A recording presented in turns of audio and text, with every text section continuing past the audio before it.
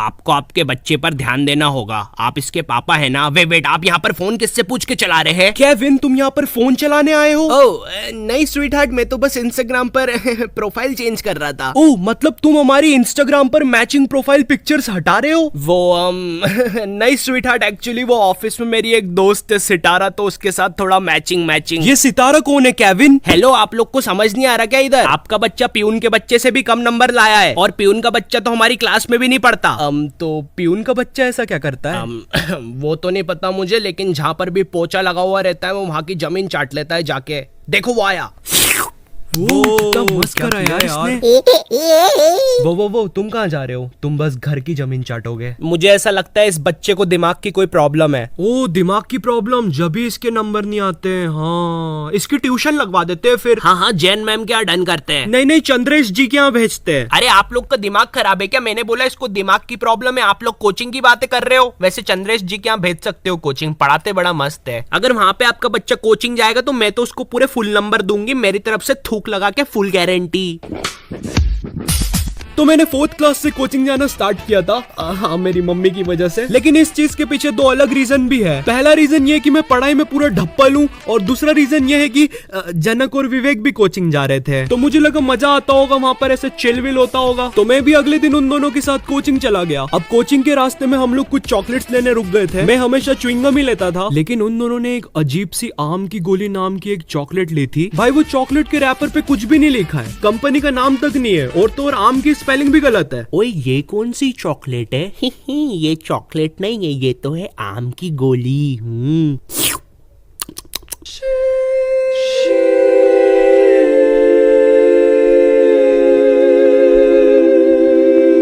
मुझे नहीं पता था यार, कोकेन आम की गोली के नाम से भी बिकती है। ये तू इस नशे के बारे में जानता है क्या? तो मैं कहाँ पे था? कोचिंग। हाँ, तो जैसे ही मैं पहले दिन कोचिंग पहुंचा यार, वहाँ जाते से मेरी फट गई, क्योंकि वो कोचिंग एक तो इतनी छोटी सी थी और उसमें इतने सारे बच्चे बैठे हुए थे। 2 बच्चे तो बाहर रोड पे बैठ के चिल कर रहे थे। नहीं, मैं मजाक कर रहा हूँ, हमारी कोचिंग के नहीं थे। इनफैक्ट वो तो कोचिंग ही नहीं जाते थे। हे साले अनपढ़, इसको अपना क्रिकेट नहीं खिलाएंगे अपन साथ में? हाँ भाई।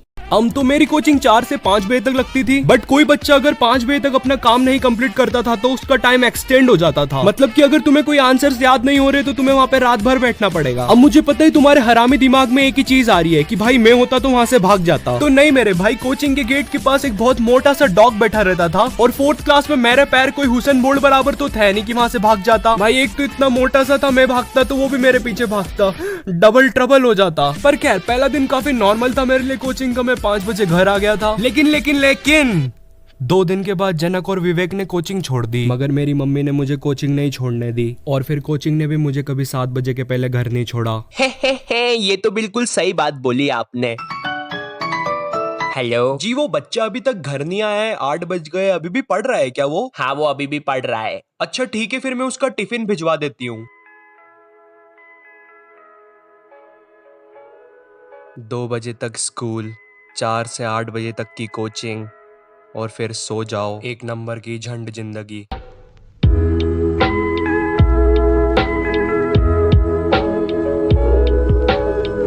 मैं तो फिर भी वहां से 8 बजे अपने घर आ जाता था, लेकिन एक दिन जब मैं सुबह स्कूल जा रहा था, वहां से एक बच्चा सुबह के 6 बजे अपने घर जा रहा था।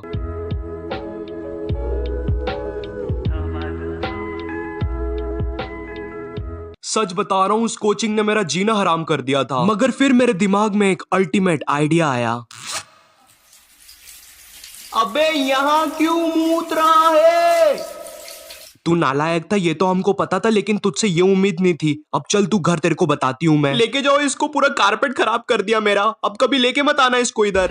यस, मैंने सच्ची में सुसु कर दी थी कोचिंग में। और सच बताओ तो मुझे प्राउड है इस चीज पर, और मुझे लगा मेरी मम्मी को भी प्राउड होगा, क्योंकि पहली बार बिस्तर के अलावा कहीं और सुसु करी थी मैंने। मगर ऐसा कुछ भी नहीं हुआ, उल्टा मम्मी ने मुझे इतने लाफे लगाए ना। मगर वो सब चीजें कुछ भी नहीं थी, क्योंकि अब मैं जो कोचिंग जाने वाला था ना, ओ बॉय, कुछ खास था उस कोचिंग के बारे में। भाई, वो मैम सारे सब्जेक्ट पढ़ाती थी मेरे को, बस 200 रुपए में। है एक बार और बोलूं? हाँ, रुको। मात्र 200 रुपए में। खैर, हमारी कोचिंग में एक खास बात थी। उस कोचिंग में गांधी जयंती और मैम के बर्थडे के टाइम पे एक भयंकर सी पार्टी होती थी। अब मुझे नहीं पता गांधी जयंती और मैम के बर्थडे के बीच में क्या संबंध है, मगर फिर भी हमारी ये भयंकर सी पार्टी देर रात शाम को 5:30 बजे स्टार्ट होती थी। पीने के लिए हमारे पास काफी प्रीमियम ड्रिंक्स रहती थी, जैसे कि रसना और बस रसना।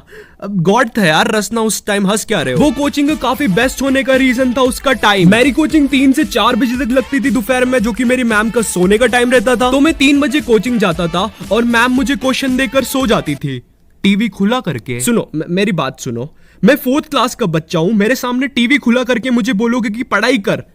पागल हो क्या? नहीं, पागल हो क्या? और तो और भाई, मैम की टीवी में इतने मजेदार चैनल आते थे ना भाई, मैंने घर पे आज तक वो चैनल्स कभी देखे तक नहीं थे। ओह वाओ, ये कौन सा चैनल है? ले जाइए फुल रूपा की मजेदार चड्डी, फुल इलास्टिक मजेदार चड्डी पहन के एकदम मजा आ जाएगा। बहन की है, बच्चे देख क्या रहा है, डायल कर 00100। नहीं डायल किया तो तेरी भी बहन की। नहीं, इसको बदलो, गलत चैनल। तो मैं कोई सा भी चैनल लगा के रैंडमली देखने लग जाता था, क्योंकि टीवी तो म्यूट रहती थी। अपने इस आनंद को एक लेवल और बढ़ाने के लिए मैं मैम के बच्चे कुछ स्नैक्स भी ले लेता था, जो मैम दोपहर में खाते खाते सो गई थी। तुम्हारा नहीं पता, मगर मेरी तो फुल दोपहर बन जाती थी। फिर 4 बजे समथिंग मैम के उठने का टाइम होता था। अब उस टाइम जो क्वेश्चंस मुझे मैम ने नींद में दिए थे, वो 10 मिनट में करने की तो मेरी औकात थी नहीं, इसलिए मैं बुक खोल के रैंडमली कोई भी 3 क्वेश्चंस उठा के सॉल्व करके मैम को दिखा देता था। Easy shit. और वो मैम मान भी जाती थी। भाई, इनको ये भी नहीं मालूम ये फीस किसकी ले रही है। कोचिंग के टाइम अगर मैं इनके साथ 3 से 4 सो भी जाऊं ना, भाई इनको नहीं फर्क पड़ रहा, 4 बजे मुझे चाय और पार्ले जी बिस्किट खिला के घर भी भेज देगी। पर खैर, वो चीजें मेरी एग्जाम्स में दिखती थी। फिर ये सब होता था और फिर से मुझे कोचिंग जाना पड़ता था। मतलब मैं एग्जाम्स में फेल होता हूँ, फिर कोचिंग जाता हूँ, फिर एग्जाम्स में फेल होता हूँ। ओ फक, मतलब मैं एक इन्फिनाइट टाइम लूप में फंसा हुआ हूँ, और इसलिए शायद मैं आज तक 4th क्लास में ही हूँ।